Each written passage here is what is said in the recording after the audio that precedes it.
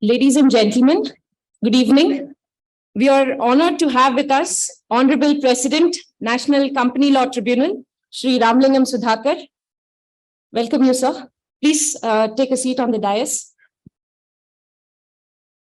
Honorable British Deputy High Commissioner, Mr. Chandru K. Lyer. Honorable Judge, Appellate Division, Supreme Court of Singapore and Judge, Singapore International Commercial Court, Honorable Justice Kannan Ramesh. Please, sir. Chairperson, Insolvency and Bankruptcy Board of India, Shri Ravi Mital. Please, sir.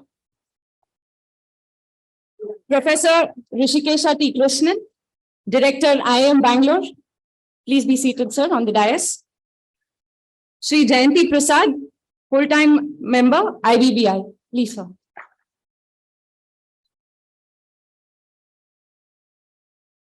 I also welcome Shri Manoj Kumar Dubey. Thank you so much for coming, sir. May I request all the dignitaries on the dais to light the lamp?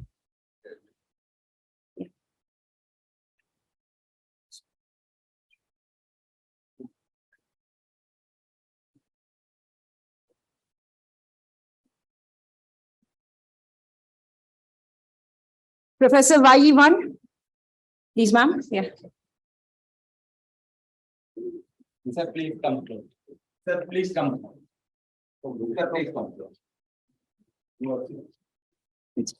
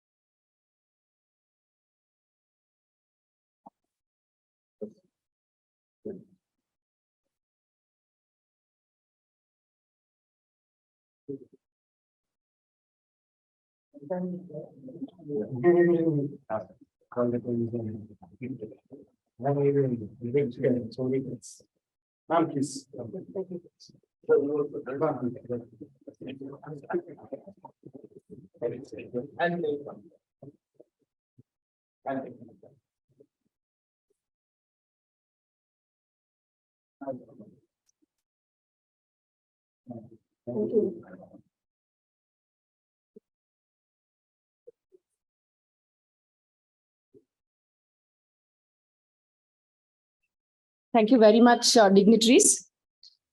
Good evening, one and all present here today, physically and online. I welcome you all to the second International Research Conference on Insolvency and Bankruptcy, organized jointly by IIM Bangalore and the IBBI. The conference is supported by the Center for Capital Markets and Risk Management, IIM Bangalore, and is being organized in association with the British High Commission, Small Industries Development Bank of India, National E-Governance Services Limited, Union Bank, and Bank of Maharashtra. On behalf of the IBBI and IIM Bangalore, I would like to express my profound gratitude to our esteemed guests for this event. I would extend my warm welcome to Shri Avinash Srivastava, NCLT member, also to this event. All the researchers and scholars present here today to share their research work, all professionals and participants present here, and those joining us live online. It is indeed a pleasure to have all of you today with us. Can I request Purnima from IIM Bangalore to render the invocation?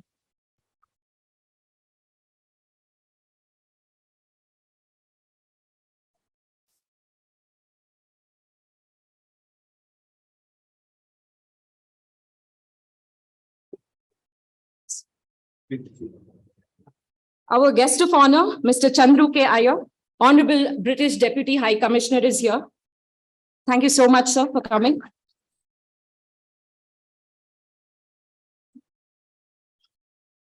Thank you, sir.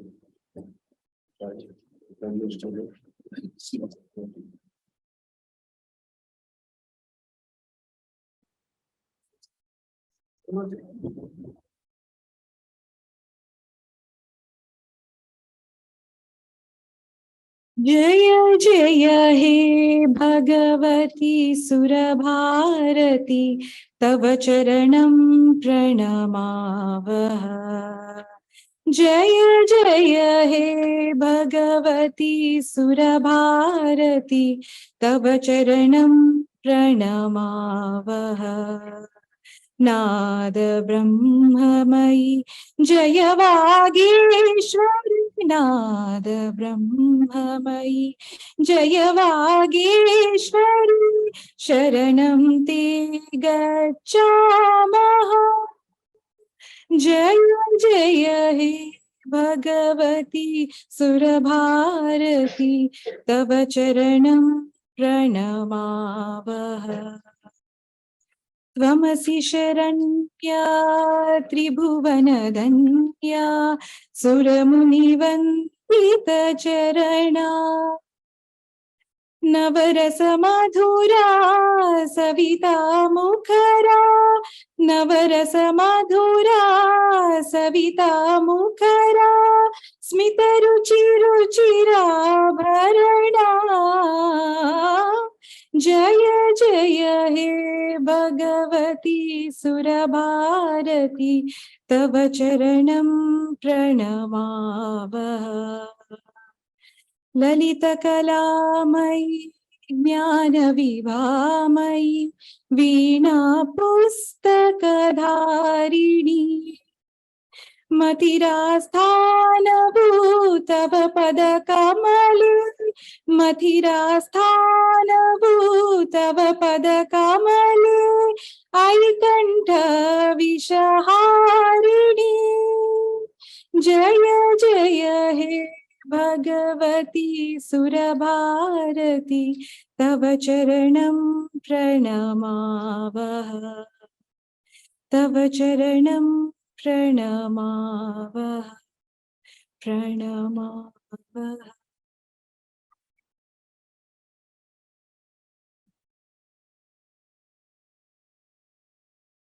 Thank you, Purnima, for invoking the blessings of Goddess Saraswati. The IBBI has organized the first international research conference on insolvency and bankruptcy with IIM Ahmedabad in April-May 2022. The two-day conference had received an overwhelming response from a diverse set of stakeholders and was attended by over 2,200 participants through physical and online modes. Over 40 research papers were presented in economics, law, finance, banking, and management areas. The select research papers have been published in the research publication titled Anusandhan, Exploring New Perspectives on Insolvency, which was released in June 2022. Over the past 7 years, the IBC, the Insolvency and Bankruptcy Code 2016, and its ecosystem has witnessed an eventful journey. The IBBI strives to be a knowledge organization, given its role as a regulator of all the processes. To this end, IBBI has been engaging with researchers, academia, and practitioners to capture emerging knowledge, evaluate performance, build capacity of the ecosystem, and take corrective measures. This conference, second in the series, is another step in this direction, inviting researchers to present their papers, eminent speakers to deliberate on some pivotal and emerging areas, and bring together evidence to aid the policymakers. Ladies and gentlemen, without further ado, may I call upon Professor Rishikesha T. Krishnan, Director, IIM Bangalore, who has been leading this institution with strategic and innovative outlook, to welcome the gathering.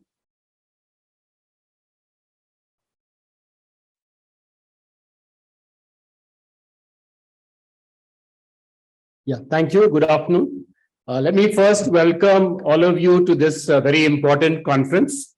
I'm really delighted to see so many of you in the auditorium. I think it's quite a while since we have had a physical conference with this kind of attendance. So I'm delighted to see all of you here. Let me, of course, offer a very special welcome to our distinguished guests. First, let me welcome Shri Ramalingam Sudhakar, President of the NCLT, who is our chief guest on this occasion. Thank you, sir. Let me also welcome Honorable Justice Kannan Ramesh, Singapore International Commercial Court, who is a special invitee. Let me welcome Mr. Chandru K. Iyer, Honorable British Deputy High Commissioner here in Bengaluru. Thank you for being with us. Let me also welcome Shri Jayanti Prasad, whole-time member IBBI. And last and certainly not the least, our host and the reason we are all here today, the chairperson of IBBI, Shri Ravi Mital. This is IBBI's conference, which IIM Bangalore has the privilege of co-hosting with IBBI. Let me on this occasion also appreciate the efforts of both IBBI and our team here in IIM Bangalore to put this conference together. Our Center for Capital Market and Risk Management has taken the lead in this. And I'd like to particularly congratulate Professor Jaidev, who is the chair. Can you please get up for a minute, sir? It is Professor Jaidev and his team who have actually put in all the effort and made sure that we have a wonderful conference here today. Let me just say a few words about IIM Bangalore and then a few words about the activities we have been doing related to this conference before I hand over to the next speaker. IIM Bangalore has been in existence for close to 50 years. We will be celebrating our Golden Jubilee starting in April this year. Our theme for the Golden Jubilee is going to be sustainability, very much in keeping with the times. I'm happy to inform you that IIMB is a very unique institution. We are doing well on multiple fronts. Firstly, as far as academic programs are concerned, we are the only Indian management institution which is ranked in the top 100 in all the 3 different categories of the Financial Times rankings. We are ranked for the Global Full-Time MBA. We are ranked for the Masters in Management, and we are also ranked for the Executive MBA. All of these in the top 100. And that's quite an achievement, I think, which we can be proud of. Of course, we have a very strong research culture here at the Institute. We have more than 100 faculty members and about 120 doctoral students who are totally immersed in a lot of very exciting research problems, many of which, of course, are related to the Indian context. So it's a real pleasure to have this conference with us here today. Let me also tell you a little bit about the center which is hosting this event, the CCMRM. CCMRM has been actively involved in research projects related to the theme of this conference. A comprehensive research project on bankruptcy prediction, both public and private companies using MCA data. And also they have developed a software on estimation of probability default. This software is soon going to be available for public consumption. So that's one important contribution. They have submitted a report on IBC and corporate governance to the National Foundation for Corporate Governance. This project analyzes multiple cases of IBC and jurisprudence. A paper on educational loan defaults is under review with a journal in which they have quantified the probability of default by using granular loan data of educational loan borrowers. 2 PhD students have submitted dissertations on creditor protection, corporate loan defaults, and willful defaulters. 2 more are studying credit risk quantification and corporate restructuring. And we have 3 or 4 faculty members, Professor Narayan Swamy, Professor Venki Panchapageshan, Professor Pulak Ghosh, and Professor Jaidev himself, who are actively associated with the IBBI in a number of committees working on policy-related issues. I think it's safe to say that in recent years, India has taken several very important steps in this whole area of addressing bankruptcy and insolvency. Of course, the setting up of the NCLT was a very important step in that direction, but there are many others. And thanks to that, we have seen a significant improvement in the way we address these issues. So I would like to congratulate all the gentlemen on the dais because they have all played a very important role in making all of this happen. So let me once again welcome all of you to IIM Bangalore. Let me welcome you all to this conference. And I hope you have a wonderful learning experience and also get the opportunity to meet a lot of other professionals working in the same field who will generate a lot of interesting ideas that you can work on after the conference. Thank you.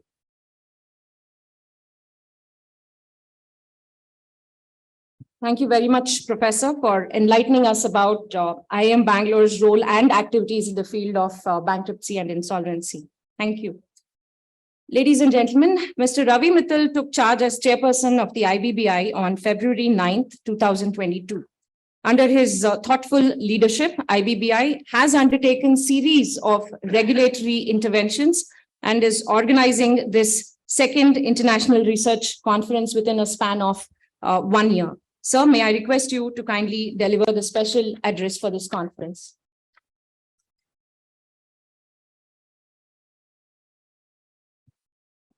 Good afternoon, everyone. Dignitaries on the stage, President NCLT, Justice Sudhakar ji, Justice Ramesh ji, British Deputy High Commissioner, Director IAM, my colleague Jayanti ji, and dignitaries sitting here, researchers sitting here. You know, on behalf of IBBI, I would again like to welcome you to this conference.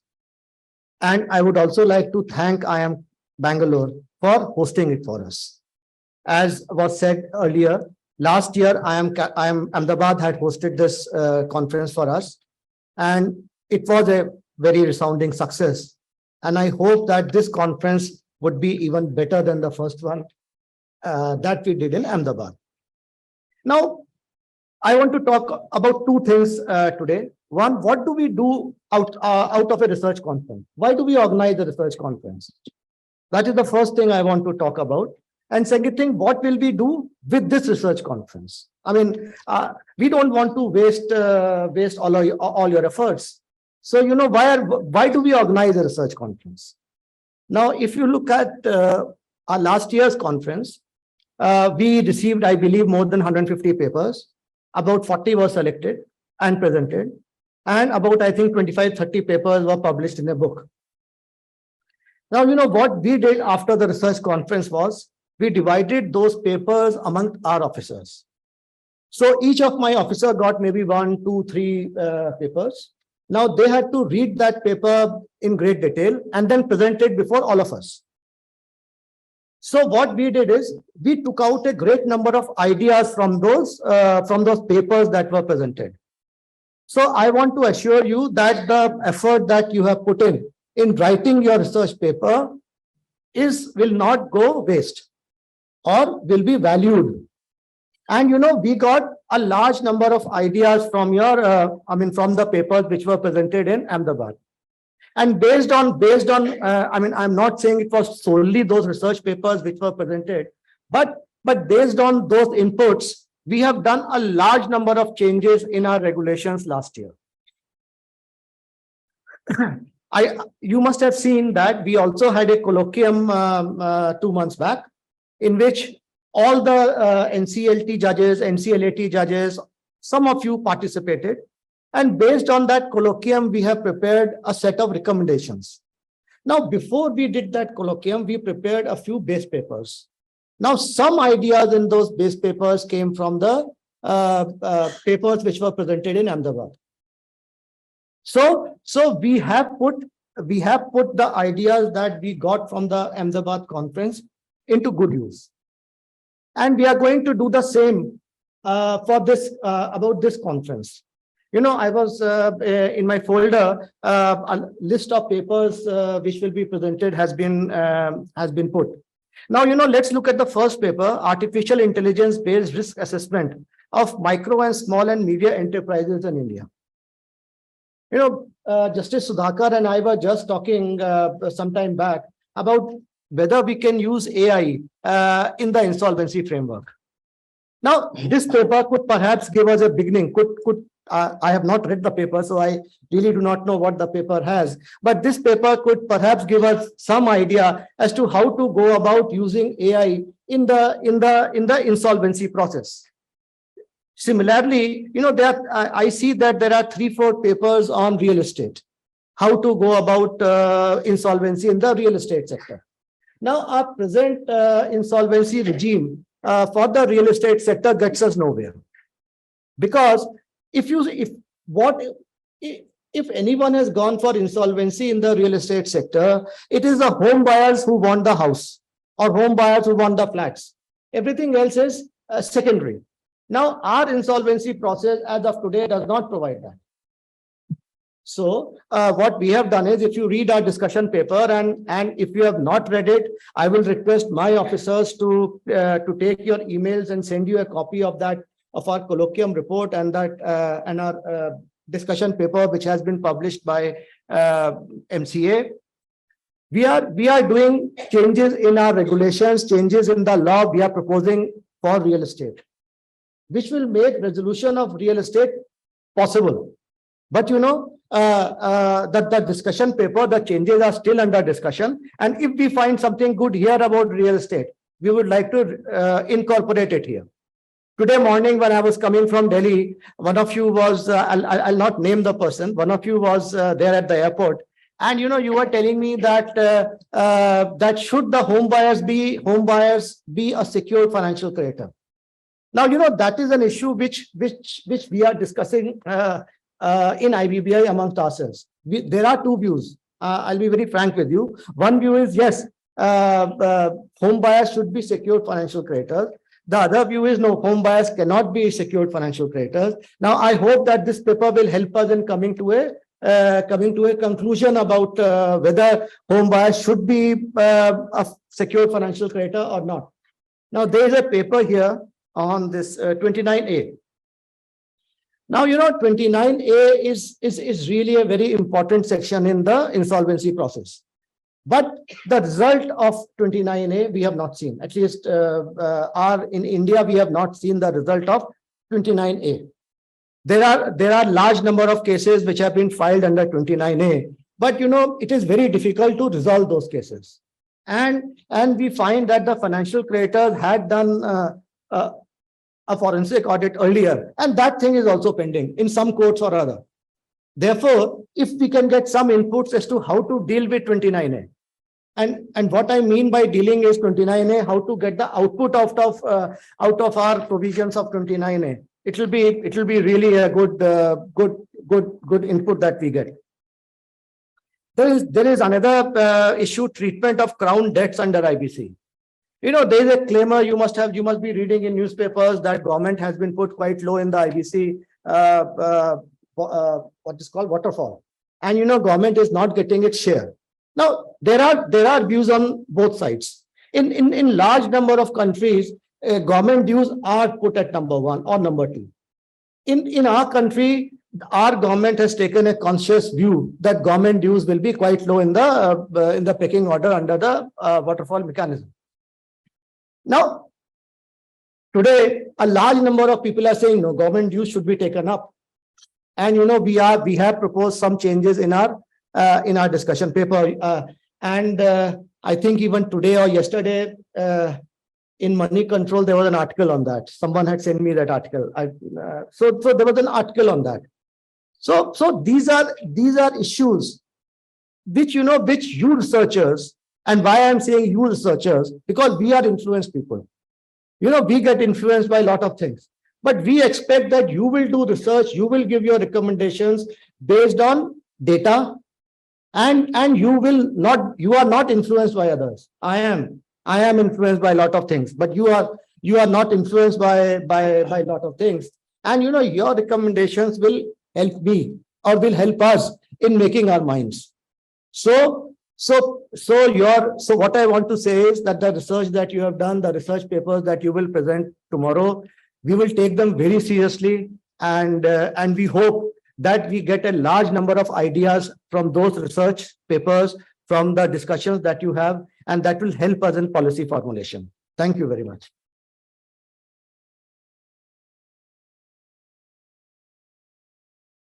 Thank you, sir, for letting us know how valued our research ideas are and help get IBC, better. Thank you very much. Our guest of honor, Mr. Chandru K. Lyer, Honorable British Deputy High Commissioner. It is with immense pleasure that I introduce our esteemed guest of honor here. The British High Commission has closely aided the capacity building initiatives of the board by bringing forth their experienced perspective, customized for the Indian insolvency framework. Sir, we are honored to have your presence. May I request you to kindly address the audience?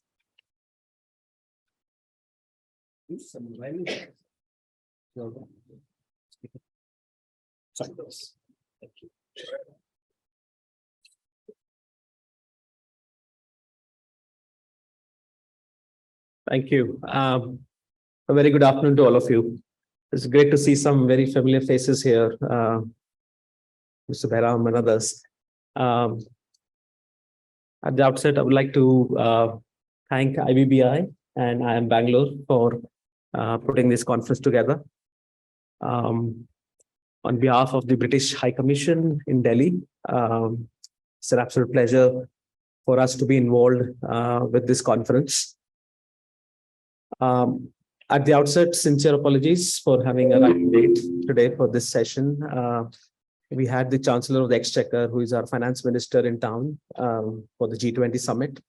And I was with him. We were going around Bangalore to give him a taste of the Indian tech ecosystem in Bangalore, and also a taste of the digital influencer world in Bangalore. So we had a session for him with Ayush Radha. So hope you can pick that up sometime later on various social media platforms. I'm not a career diplomat. And so when I was given this opportunity to come here to speak on this topic, I couldn't say no to it. So till 4 months ago, I was in the private sector and I used to work for Grant Thornton. And a lot of the work that I did for Grant Thornton in the UK was around the area of insolvency and bankruptcy, especially around asset tracing and asset recovery. And I'm proud to say that, in my role as a previous employee, with my previous employer, we had quite a bit of success. And some of the success has probably come out in the media now, and some of the cases that are being discussed.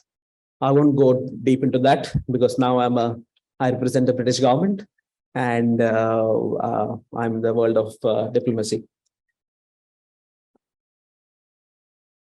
The trade and investment relationship between India and the UK is a story that's been there for a long time.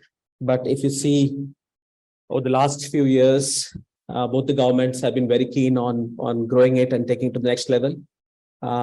We have the discussions around the free trade agreement that is going on for quite a bit of time now. We had round 7 of the negotiations happening earlier this month. We'll have round 8 happening next month. And we're very hopeful that without putting some timelines to it, hopefully we'll come across a deal which is a win-win for both the countries. At the same time, India has the presidency of the G20, and it's a great opportunity for India to show to the world the strength and capabilities and competencies of India on a global platform. In terms of the relationship between India and the UK, in terms of the business numbers and why I'm trying to put context to it, I'll explain a bit later. We call the Living Bridge. So 1.6 million people of Indian origin in the UK today. And the latest census, which is coming out, which probably put the number even higher. Their contribution to the UK economy across all walks of life is priceless. So much so that we have a Prime Minister of Indian origin. And in terms of business numbers, their contribution in terms of revenues, job creation, capital investment, the numbers are really, really mind-boggling. In terms of absolute numbers, if we call it from the trade and investment perspective, the current numbers tracks around 34 billion pounds between India and the UK. But the potential is enormous, and the two prime ministers have agreed that as part of the strategic roadmap, by 2030, this number could easily be doubled post the FTA, and we are all working towards it in right earnest. A significant part of that is the financial services sector, which all I think is where you all are a part of. The exports from India to the UK has grown up to close to around 400 million pounds now, and the numbers are going up. In the background of all that, I think when we have international investments going both ways, businesses raising money, businesses growing well, we also have the risk of insolvencies and bankruptcies. And in the context of that, we at the British High Commission are extremely pleased to be associated with the IBBI to support this conference. The gentleman mentioned about artificial intelligence and how it can play a role in that in terms of insolvency and bankruptcy. The opportunities are enormous. And I'm looking forward to, reading some of the research papers myself as well, because, of the keen interest that I have in this area. The economic and financial dialogue between the two countries happened in 2016, when it was agreed by the two finance ministers to support in terms of technical support from the UK for supporting the beginning and the ongoing implementation of the IBC code in India. And this is something that we continue to do. Just want to list down some of the activities that we have been supporting as part of the British government in the world of IBC as far as India is concerned. So we have worked with the Ministry of Corporate Affairs to develop new policies such as pre-packs with UK experts. We have supported the IBC and the IBBI in developing the insolvency profession, the insolvency handbooks, and facilitating inward secondment of an UK expert. We have also facilitated sharing of experiences with creditors and also supported conferences in London to encourage international investment into Indian stress assets.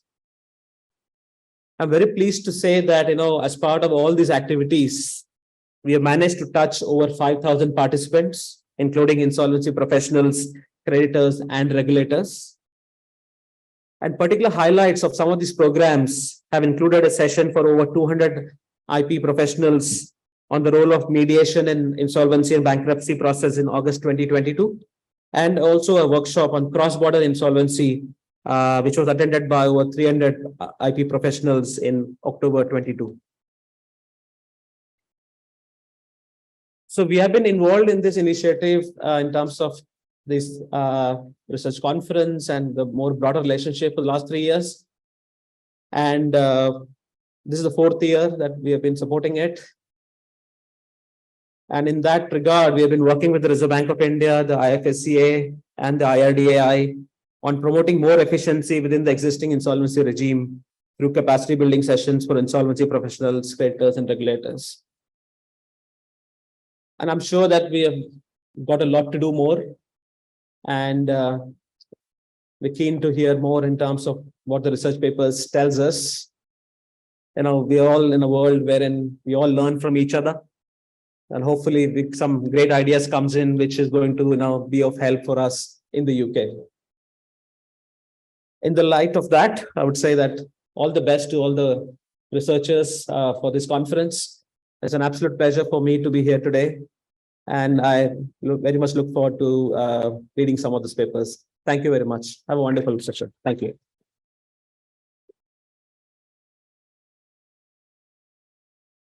Thank you, sir, for enlightening us about Britain's partnership with India, and thank you for your support and encouragement.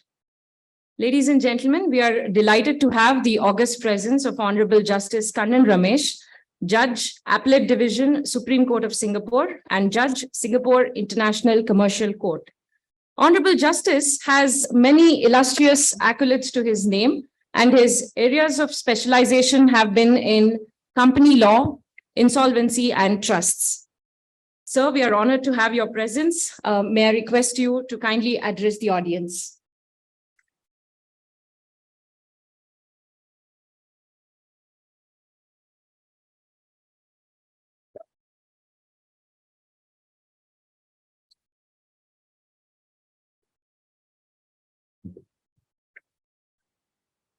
The Honorable Shri Ramalingam Sudhakar, President, National Company Law Tribunal, Mr. Chandru K. Lyer, Deputy High Commissioner for Britain, Mr. Ravi Mital, Chairperson IBBI, Professor Rishikesha Krishnan, Director IM Bangalore, distinguished chairs, ladies and gentlemen, a very good afternoon.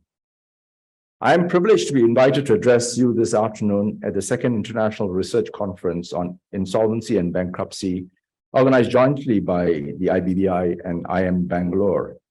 It is indeed a great honor. I start by acknowledging the wisdom of the organizers in curating an excellent selection of topics, which is both topical and prescient. It speaks to the growing voice and thought leadership of India in this space. In McGraw and Riddle, Lord Hoffman said that modified universalism, and I quote, has been the golden thread running through English cross-border insolvency law since the 18th century, unquote. For many years, therefore, the central tenet of the jurisprudence and legislative instrument in cross-border insolvency has been comity and modified universalism. In this period, the world has changed immensely, straining our commitment to this cause. But we must stay true to this path and indeed must safeguard it, as it offers us the best opportunity for realizing effective solutions in a cross-border failure. This afternoon, to underscore our commitment to this cause, I shall advance the case that cooperation and communication between courts is, and indeed must be, a critical and integral dimension of cross-border insolvency. Why is it so important for courts to cooperate and communicate? The answer is best answered by the opening words of the JIN guidelines, which are the guidelines for communication and cooperation between courts in cross-border insolvency matters issued by the Judicial Insolvency Network, or the JIN for short. And I quote the words: "The overarching objective of these guidelines is to improve, in the interest of all stakeholders, the efficiency and effectiveness of cross-border proceedings by enhancing coordination and cooperation amongst courts under whose supervision such proceedings are being conducted," unquote. To understand the importance of the message in these words, we must first appreciate the contemporary challenges faced in resolving cross-border failures.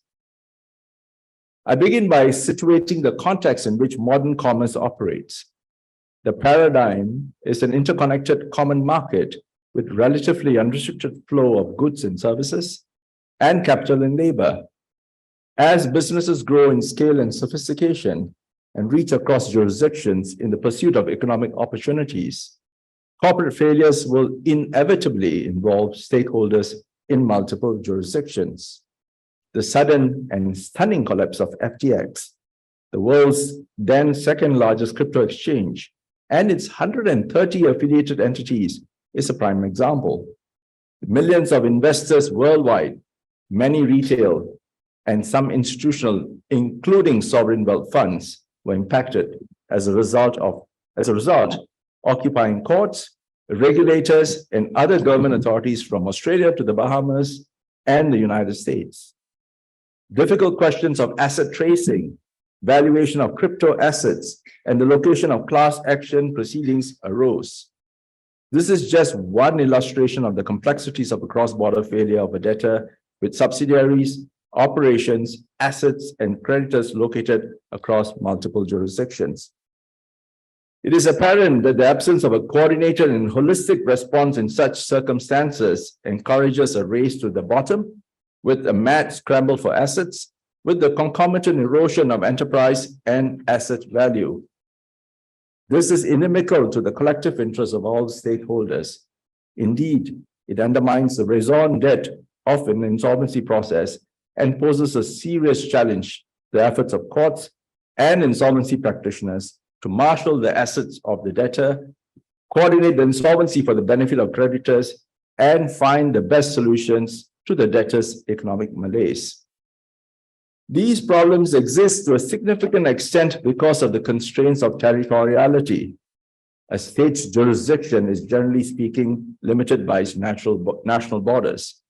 The limit of territoriality is fertile ground for fragmentation, inconsistency in outcomes, and jurisdictional arbitrage, unless courts are prepared to cooperate and communicate. The thorny issue of fragmentation is not new, nor unique to cross-border insolvency. It is an evolving issue in the recognition and enforcement of international arbitration awards, as exemplified by the different outcomes that the French and English courts have reached regarding the validity of arbitration agreements and its consequent impact on the enforceability of arbitral awards. This is a state of affairs that is undesirable, as the very purpose of the New York Convention and the model law on international commercial arbitration is to facilitate consistent enforcement outcomes of international arbitral awards in signatory states to the convention. Indeed, the same issue may in fact present itself in the context of recognition of foreign insolvency proceedings under the model law on cross-border insolvency. There may be differing outcomes on recognition and relief in various courts in which recognition is sought, which is in fact antithetical to the very purpose of the model law. To address the issue in the context of international commercial arbitration, Chief Justice Sundaresh Menon has argued for the application of the doctrine of transnational issue estoppel, extending concepts of res judicata and issue estoppel to the transnational arena. This would have the preclusive effect of preventing parties from relitigating an issue that has been decided by another court in prior enforcement proceedings. I suggest that there is no reason why the same doctrine ought not to apply in cross-border insolvency in relation to recognition applications. However, to facilitate the application of the doctrine in either scenario, there must be cooperation and communication between the relevant courts, including the sharing of information. The picture I've sketched speaks to the importance of cooperation and communication between courts. If the starting point for the orderly resolution of a cross-border insolvency is the initiation of court-to-court communication and cooperation, this would enable courts to collaborate and coordinate proceedings.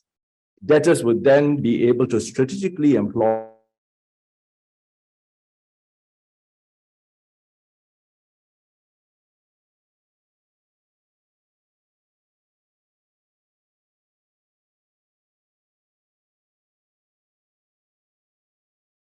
it states, and I quote, "Courts should encourage administrators in parallel proceedings to cooperate in all aspects of the case, including the necessity of notifying the courts at the earliest opportunity of issues present and potential that may A, affect those proceedings, and B, benefit from the communication and coordination between the courts," unquote.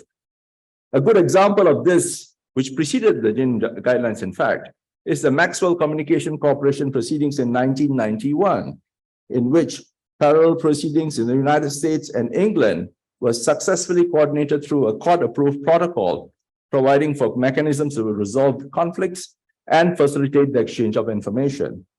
Another excellent example is the Lehman Protocol that was endorsed by Judge James Speck in the Southern District of New York in the much talked about and dissected collapse of Lehman Brothers.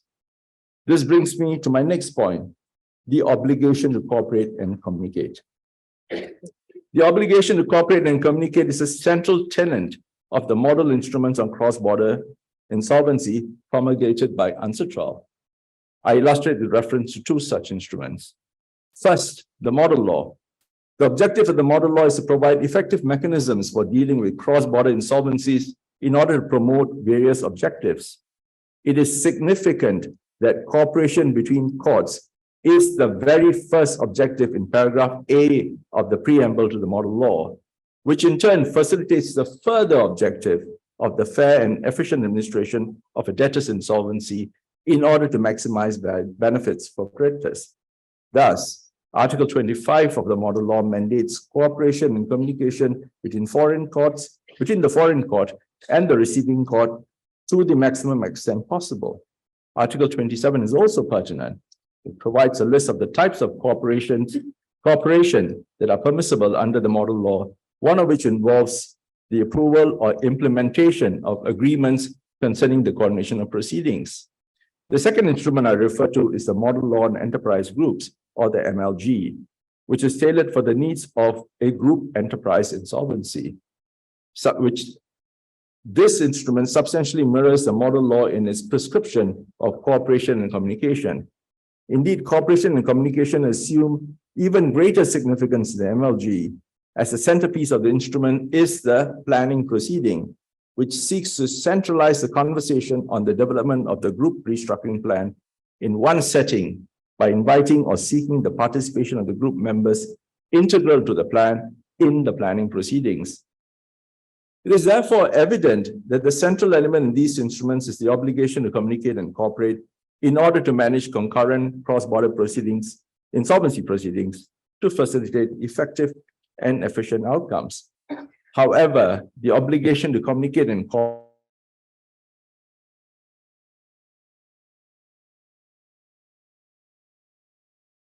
courts must see it as a freestanding responsibility that they must embrace as part of their adjudicatory duties in a cross-border insolvency.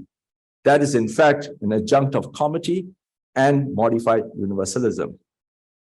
Having addressed the obligation, I turn to the question of the modalities for cooperation and communication.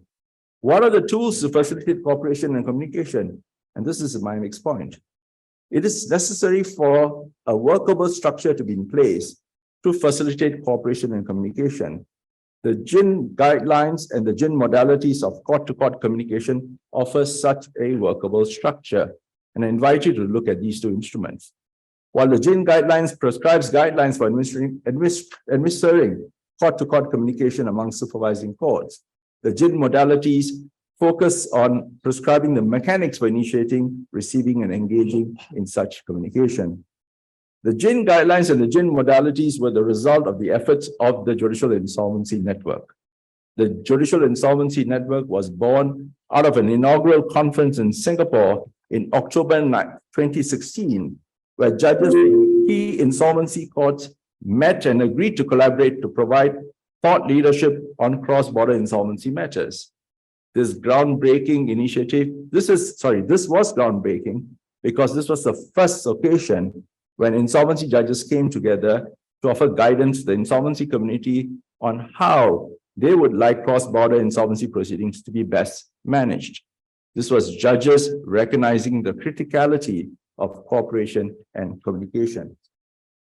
The JIN guidelines and the JIN modalities have been warmly received by courts the world over. It has been adopted by 16 courts in 11 jurisdictions in the Americas, Asia, and Europe. I turn to my final point, and that is the benefits that accrue if there is court-to-court communication and cooperation and communication. First, the wider use of alternative dispute resolution. Much has been said about the benefits of mediation as a tool for facilitating the resolution of intra-estate issues and inter-estate issues across borders. Mediation undoubtedly promotes compromise, saves time, minimizes costs, and yields more favorable consensual outcomes. I say without reservation that court-to-court communication and cooperation will enhance the effectiveness of insolvency mediation in a cross-border setting. In coordinating insolvency proceedings, the relevant courts may work together or even direct parties, if this is permissible, to enter into protocols for the mediation of intra or inter-estate disputes. This in turn provides, and I quote Judge James Peck from Lehman, a negotiation shock absorber to increase the odds that stakeholders will figure out that a resolution is in their mutual interest, unquote, thereby promoting a settlement to the benefit of the parties and the court. Indeed, a similar approach can be taken to the use of arbitration to resolve intra or inter-estate issues in a cross-border insolvency. This is an idea I've advanced in other settings, and that is a subject actually for another day. Second, active court-to-court communication can minimize the risk of fragmentation caused by the opening of multiple parallel proceedings. An example would be the synthetic secondary proceeding codified in Article 28 of the MLJ. I've spoken on the benefits of the synthetic secondary proceeding at the Global Restructuring Review Conference in New York in 2016. In brief, this innovative procedural tool, first introduced some 16 years ago in Collins and Aikman, involves moving the resolution of issues in freshly opened or putative secondary proceedings to the main proceedings on the undertaking given to the court in the secondary proceedings that its laws would apply to the resolution of those issues, thereby obviating the need to open parallel proceedings. This procedural innovation strikes a delicate balance between safeguarding the interests and expectations of foreign creditors on the one hand, while paving the way for a coordinated, focused, and cohesive restructuring plan through the centralization of key issues in one forum on the other. But the effectiveness of this tool, in my view, can only be fully capitalized when combined with effective court-to-court communication mechanisms. Court-to-court communication is necessary to allow the main and ancillary courts to assist each other to transfer issues in the ancillary proceedings to the main proceedings. It is therefore evident that court-to-court communication opens up a wide array of benefits for a smoother conduct of cross-border insolvency proceedings. I conclude by expressing the hope that I made good on the thesis of advance this afternoon. The enterprise of cross-border insolvency rests on the bedrock of cooperation and communication between courts. Indeed, I suggest that there is no other viable alternative short of a convention. The successful implementation and coordination of cross-border insolvency proceedings rests in between, on the one hand, a universalist view of insolvency and the pursuit of a consolidated forum for resolving all insolvency law issues on the one hand, and on the other, the territorialist view focusing solely on domestic issues and interests at the expense of the interests of all creditors. The central lodestar that guides the effective facilitation of cross-border insolvency must be founded on principles of modified universalism and the goal of securing cooperation between domestic courts insofar as it is consistent with justice and local public policy. On that note, I wish everyone a fruitful and productive conference. Thank you very much for giving me this privilege.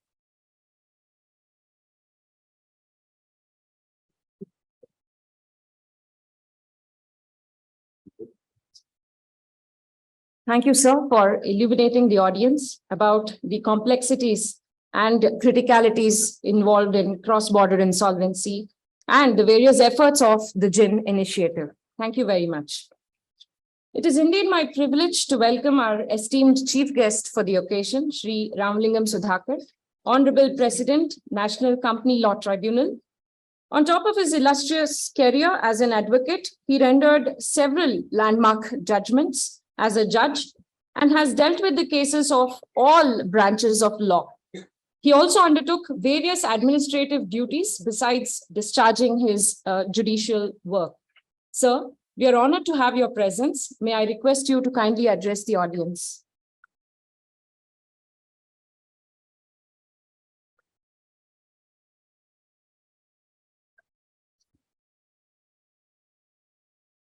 Good evening. It's a pleasure to be in Bangalore in a very prestigious institution, Indian Institute of Management. Algorithm.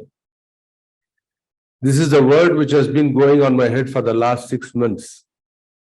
I do not know how to write an algorithm, but I want to know what it is. The reason is very simple. In Tamil, there is a saying, Katrathu kai alavu, kalladhathu kadal alavu, which means what you have learned is size of this hand. What you have not learned is as big as the ocean. After so many decades of legal practice, now I understand that I need an algorithm to solve the insolvency cases with speed and efficiency that my mentors, my creators, IBBI want. 7 days, 14 days, 21 days. That was something unusual for a court or a judge. You know, talking about few days and for resolution of a case, admission is something which we could not do in our court system, and that is why even our present Chief Justice of India has been impressing upon all courts to take up process or efficiencies which can deliver the goods to the people. I came into NCLT in November 2021.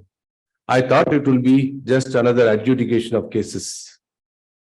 But then my role all these years was spread between both judicial work as well as administrative, because I always believe in capacity building and leaving an inheritance where the best practices can be followed for the future. I can say with great amount of relish that what was created in Madras High Court, in Jammu and Kashmir and Manipur, enables the court to run effectively. In fact, I tried artificial intelligence in challan cases in Manipur. There was no need for a judicial officer to waste his time. I said it can be done by machine. Why should there be a court to hear cases and decide? This is how innovative things come, but that doesn't come from a judicial mind. People like you, researchers, have to tell us what is the best practice that can improve the system, the judicial system.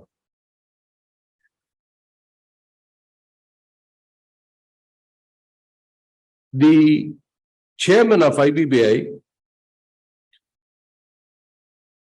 speaks very few words, but is very effective in what he says and what he does. In fact, I found in him a best friend to implement the spirit of the IBC, because he first told me about the vision as to why this code was created. As you all know, we suffered through different stages of law which developed from BIFR, SURFACE, things, acts like that, where everything was mired in multiple litigations, and each set of law had to be resolved by the Honorable Supreme Court, and it took number of years. And for the adjudicating authorities, it will be a nightmare, because by the time they are able to settle down on a particular law to resolve adjudication of cases, a new set of decisions may crop up. So much so, insolvency also its fair share of interpretations. But one that did not come into the minds of the government at the time when the code was enacted was the fringe cases like the interlocutory applications, which would clog the system in a big way. And that is where I was discussing with the chairman of IBBI. Something needs to be done. But let me say, I as a judge or an adjudicator, and as rightly pointed out by Mr. Ravi, it cannot be done by two bright thinking elderly grey-haired people like us. But researchers like you can give the input that we need to ensure that insolvency process is driven not only by the human mind, but also by technology and artificial intelligence. So that subject is now one of the key issues that we are driving at. As a matter of fact, about 30 days ago, I was in Chandigarh inspecting the NCLT. I met a professor of one of the institutes in Chandigarh. She was talking about same artificial intelligence and how the institution is paving way for it. Without batting an eyelid, I said, I'm signing you out right now. Go ahead and give me that so-called algorithm as to how I can work out the efficiency in insolvency cases. Then I realized that I'm also coming to another best institute in Bangalore, that is IIM Bangalore. And I know that you are one of the finest institutions, and therefore we can bank upon you to give us some well researched and inspiring thought process so that we can take this forward. The reason for this second research conference was indicated by our chairman. Rightly so. He flagged one issue. Are we having this conference just because there is one IIM Bangalore here? No, it is not so. When the first conference was conducted, There were some papers. It was deliberated upon, acted upon, partly implemented, partly kept for the next research round of research. Today we are in the second round. The reason is this: unless there is fruit and that fruit is ripe, nobody will come to you. We know that you can deliver something that we need, and that is why we are here at IIM Bangalore. Sir, the next issue, which is to be subject of deliberation, is data-driven insolvency research by IBBI. I'm going on the reverse for one reason. We as adjudicators, we know that there is a code and we have to perform as per the code, and we are trying our best to do that.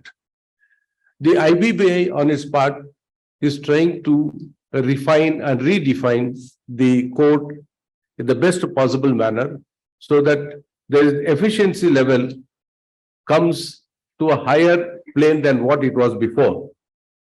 As you all know, I've been giving certain data on the few occasions in public platform as well about the turnaround and the amount that has been brought back into the system by use of the code and the adjudicating mechanism of NCLT.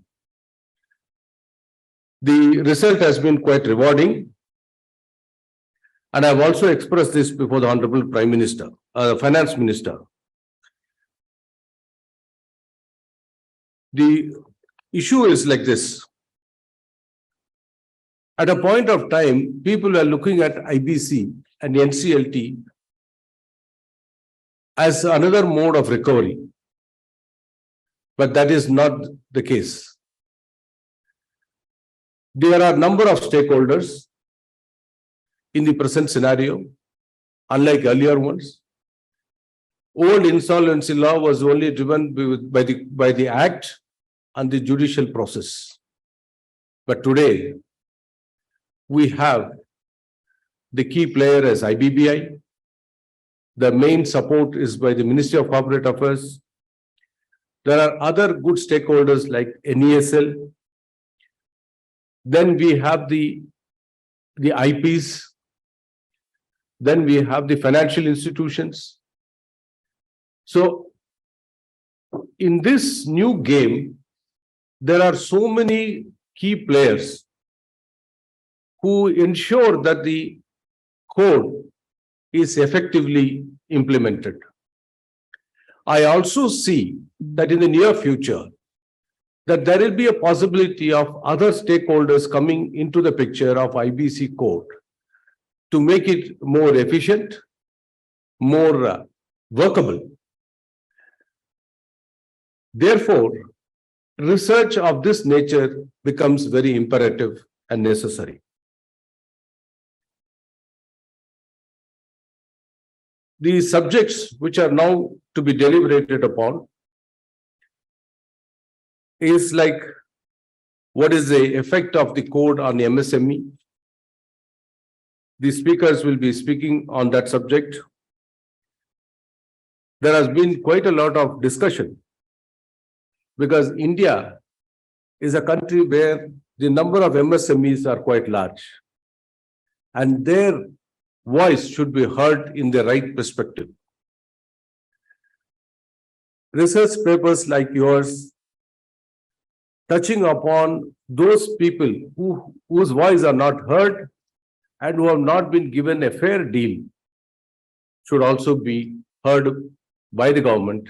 And that is why we request that people who are conversant with the subject should come forward with key issues like the MSMEs and their difficulties that they face.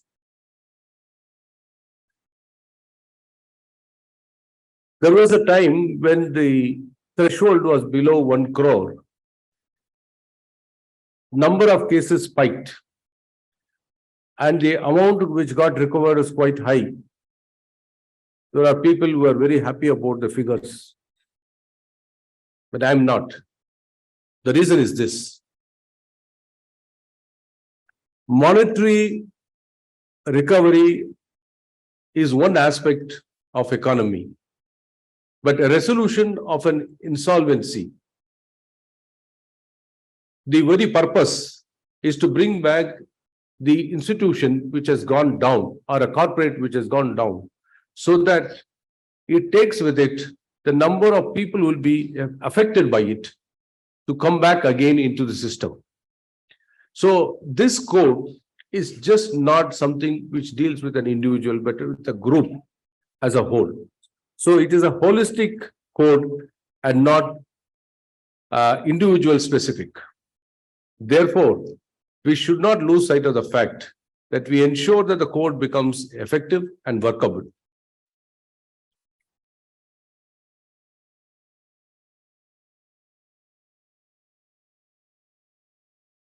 There is another view that IBC process is leaning towards liquidation than resolution. For that, my answer is very simple. The financial institutions should be able to bring a case to the proceedings before it becomes or comes to a critical stage. We have been hammering this issue for quite some time. If there is a delay of the financial creditors coming to adjudication authority within a time frame, then value of the asset is lost. The end result is what ultimately comes out of the proceedings is a loss of the asset, and there is a huge hue and cry that the haircuts that are taken by the financial creditors is quite high. But I say they are to be blamed for themselves, because you do not push them to the adjudicating authority in time, thereby you allow them to lose the value, and what you can take out of a lost value is minimal. The timeline which the code specifies should also have specification for the banks to approach the adjudicating authority in time. This is one issue which I've been trying to impress upon, and the Honorable Chairman also has been very eloquent about it. If you want to conserve a non-performing asset and a corporate going into insolvency, we have to evolve new methods to resolve. And that comes out of the research that we keep doing time and again. In fact, I was just thinking that we should have a R&D wing jointly in collaboration with MCA, IBBI, NCLT, and other stakeholders like NESL and even institutes like you, so that we keep improvising quite too often on a regular basis, because this is not the old law of adjudication. In fact, I wouldn't like to use the word adjudication. I would like to have a resolution forum. It should be like that. The mindset of the banks, the mindset of the corporates, the mindset of the IPs, the mindset of every part and parcel of this ecosystem should be changed to think that it is not an adjudicatory process where you are fighting against each other. It should be a resolution forum. In fact, when they speak about mediation and arbitration, they speak it with a softer tone.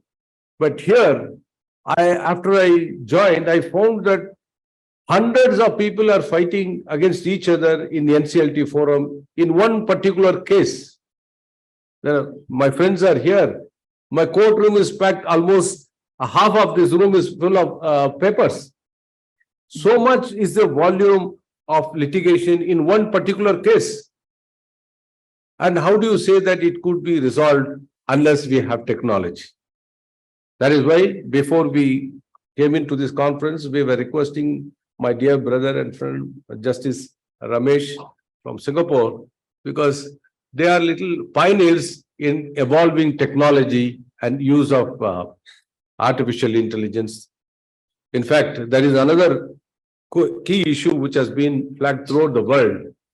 There was a judge in Colombia who used chat GP3, if I'm correct, GP3? TP3, okay. Okay, GPT3. 3, correct? Oh, no, 3, okay. GPT. Okay, there are two versions, whether the judge was correct in asking that. And many of the judges, of course, judges will not like to allow a machine to do their job. But then, I have one small division. Wherever artificial intelligence can be used to avoid routine procedural aspects of the matter, there is nothing wrong in using artificial intelligence because there is no human mind element of thought process in that. But where it needs adjudication by a judge, necessarily it should be a judge. That's simple way to answer that problem. I was suggesting to our chairman the admission of cases that should be streamlined because time is essence. We can use a format and where there has to be adjudication or a dictation by a judge, that particular portion alone should be dictated. Other things should not be repetitive. What is filed should be filed for the end of the order itself. There shouldn't be no repetition. Similarly, in a plan, people may go on giving hundreds of pages. There is no need to repeat everything. What is relevant is the judge's point of view. That makes the sense in the order. Because ultimately, even if you see the judgment as a lawyer, first you will see what is the result. Like an election. What is the result? Admit the party is not asking for a Euclid theorem in a judgment. He only wants a result. So in insolvency, the only solution is what is the result that you are going to give to the party? How to resolve the case? That is what is necessary. Conserve the asset before and after NPA, enhance the process of CRP, resolve the insolvent at a pace that gives timely resolution. Then the value maximization is an achievable target. Keeping that in mind, we are here before this forum, that we need to find new methods to ensure that this code is workable, and also we are sure that we are open to innovation and changes that may enable the code to become a working solution for a distressed corporate who comes to us for adjudication.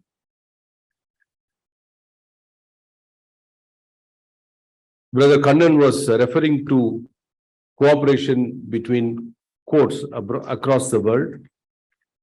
We have the system of judiciary is always based on knowledge sharing and understanding. Even our civil procedure code provides for recognition of foreign courts and the orders and judge degrees. The only thing that is required now is how to take that forward in all branches of law, including insolvency law.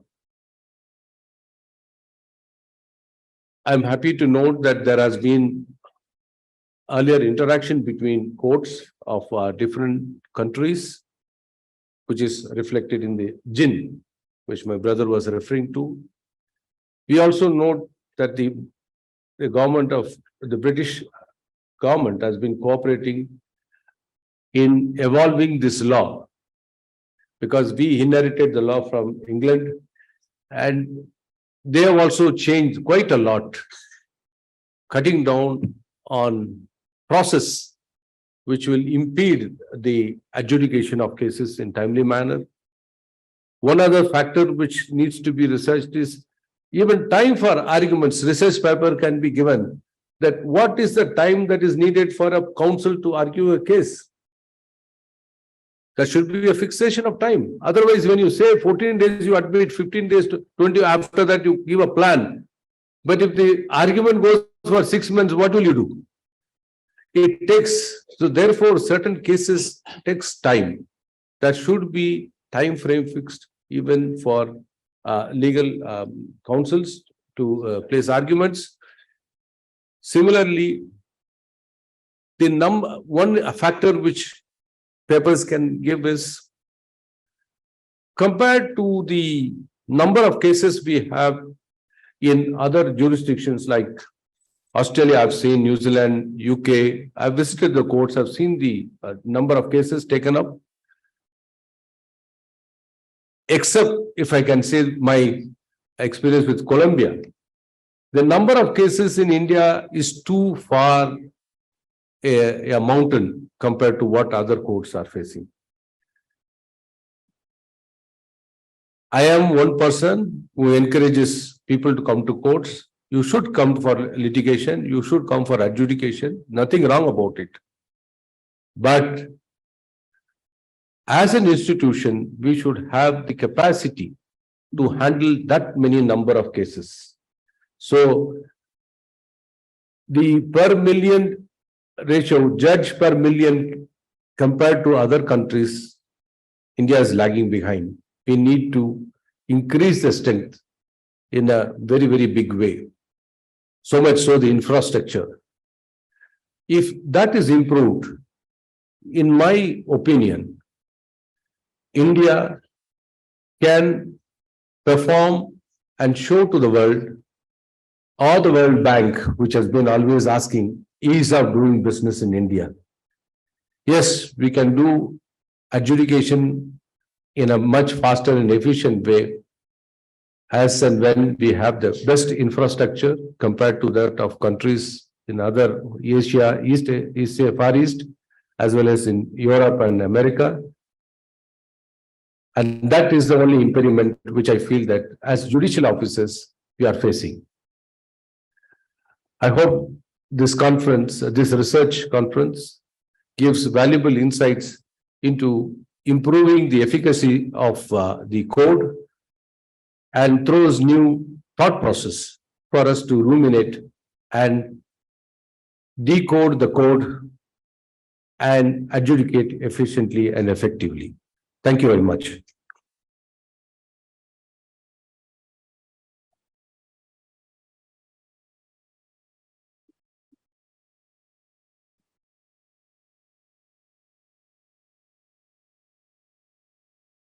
Thank you very much, sir. We researchers will certainly work towards finding that algorithm that can crack the impediments in insolvency. Thank you. I now request Professor Rishikesha T. Krishnan, Director, to please present the memento to Honorable President NCLT, Shri Ramalingam Sudhakar. Thank you, sir. Thank you, sir.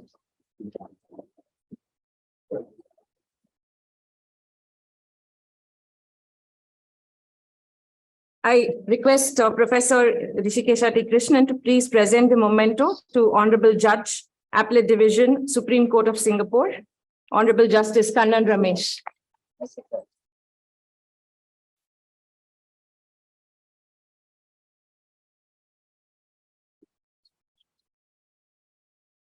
I request Sir to also present the memento to Honorable British Deputy High Commissioner, Shri Chandru K. Lyer.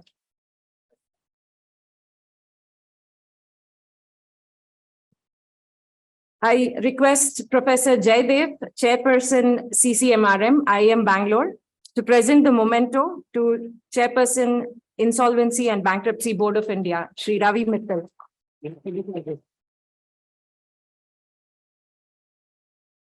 I also request Professor Jaydev to present memento to full-time member IBBI, Shri Jayanti Prasad.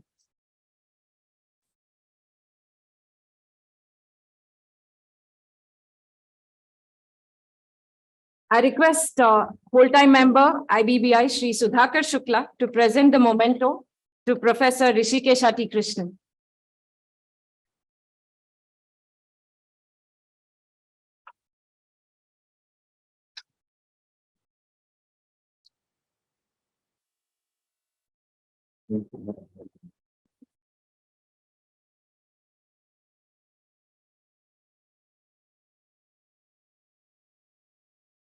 Ladies and gentlemen, may I now call upon Shri Jayanti Prasad, full-time member IBBI, to deliver the vote of thanks.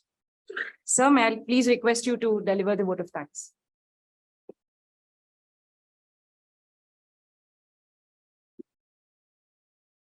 Honorable President, National Company Law Tribunal, Chief Justice Ramalingam Sudhakar ji, Honorable Justice Kannan Ramesh, Judge Appellate Division Supreme Court of Singapore, and Judge Singapore International Commercial Court, Honorable Mr. Chandru K. Iyer, British Deputy High Commissioner, respected Ravi Mital sir, Chairperson IBBI, respected Shri Rishikesh Krishnan, Director IIM Bangalore, distinguished guests, ladies and gentlemen. It is indeed my proud privilege to propose a formal vote of thanks to all the dignitaries who have joined us today in this inaugural function of the Second International Research Conference on Insolvency and Bankruptcy. The conference has brought together expert speakers, academicians, and knowledge leaders from the field of corporate distress, restructuring, and insolvency to create an environment for building blocks of knowledge in the form of research papers. This international conference has provided us with an opportunity to understand the importance and impact of insolvency reforms through research methodology. The board had initially invited research papers in the areas of corporate finance, distress resolution mechanism, with valuation issues, and protection of multiple stakeholders, with the aim of interdisciplinary research to understand the financial, legal, economic, behavioral, and management aspects of IBC. IBBI had received this time also more than 200 research proposals from diverse reputed professionals, law firms, IIMs, law schools. However, based on an independent external evaluation of these papers, we are planning only for 40 research papers for presentations during this conference.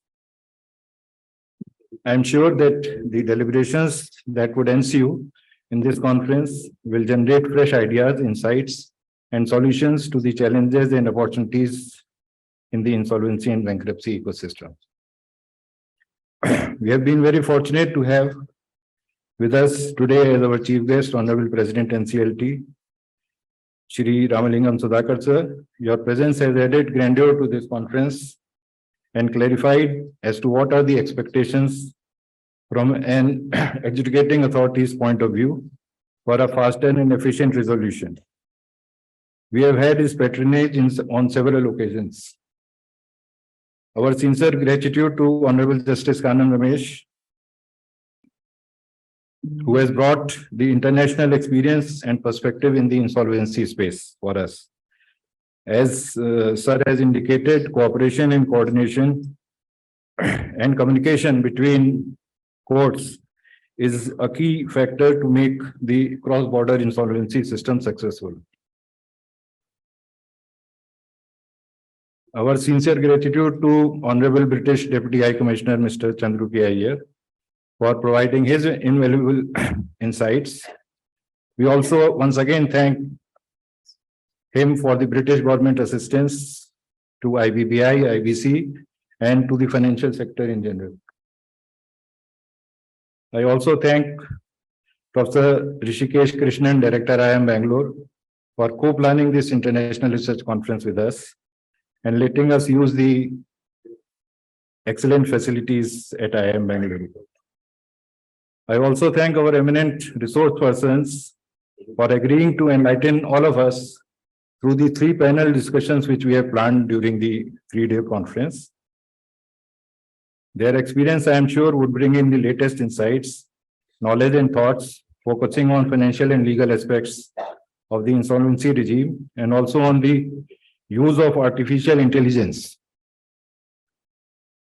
I also thank all the writers of the research papers for sharing with us their findings and opinions, which the conference would not have been possible otherwise. I must express my gratitude to our chairperson IBBI, Shri Ravi Mital sir, for leading us from the front in all our endeavors to continually make the IBC more effective and efficient to all its stakeholders. Needless to say, his vision and leadership has led to streamlining of the processes and addressing the issues of delay in the resolution process. As assured by him, whatever good points emerge out of this conference research papers, we would be trying and utilizing it for our future reforms. I also express my sincere thanks to our esteemed guests present, including all our board members, Honorable President NCLT, who have taken keen interest in this conference. And also I thank many participants who have joined us online. I would also like to express our gratitude to the sponsors for the event, the British High Commission, New Delhi, NESL, which is our IU, SIDBI, Bank of Maharashtra, and Union Bank of India for their contributions in this conference. I would also want to place on record our sincere thanks to the Insolvency Law Academy and President Shri Sumant Batraji, which have supported this conference by way of a session full of rich discourse on topics that are relevant to IBC regime in India. In the end, my thanks are also due to my colleagues at all levels at IBBI and IIM Bangalore, who worked with great dedication, exemplary cooperation, and participation to make this conference a success. We hope that the brainstorming sessions on fresh ideas and challenges in the insolvency regime will lead us to better solutions so that IBC delivers its mandate of timely resolutions and value maximization. Thank you all. Jayanti.